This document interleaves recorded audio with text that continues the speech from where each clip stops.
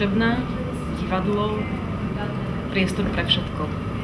Je to miesto, kde sa ľudia môžu stretávať, kde môžu tvoriť, kde môžu prezentovať to, čo práve vytvorili.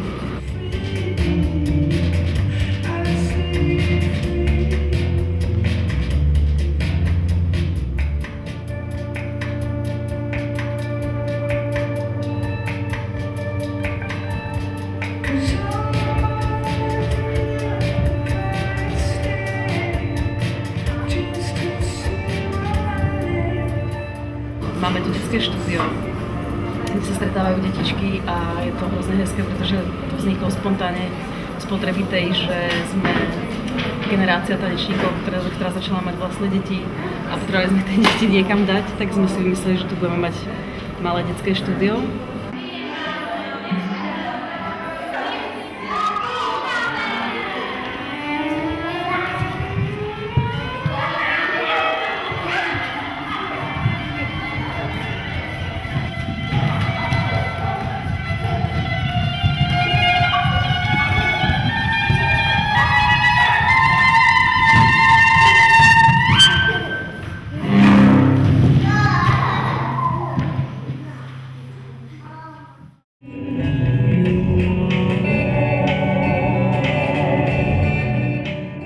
Stále iná skupina, iní ľudia, iný príbeh, iná energia.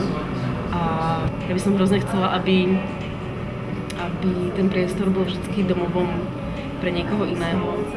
A aby si to niekto cítil dobre a stále sa sem vracal, alebo aby bol nahnevaný, ale vyšiel, alebo aby ho to inšpirovalo k tomu, aby sa tu zabýval a vytvoril niečo, čo chce povedať.